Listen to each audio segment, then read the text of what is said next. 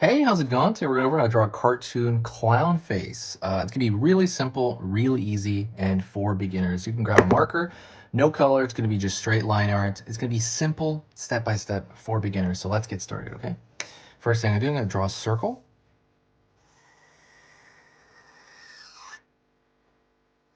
Just circle enough is good. Don't worry about it. Okay.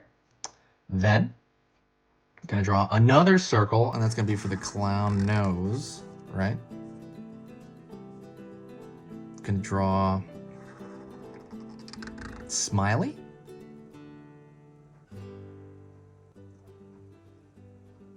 Gonna draw around the edges because clowns have this, like, I don't know, like pattern or something, I don't know, around their mouth. Gonna draw eyes. Just 2 dots for eyes. And then I'm gonna draw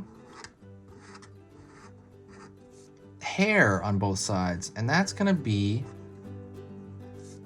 just clown hair. I don't know why they have hair like that. It's gonna be in a triangle on each side.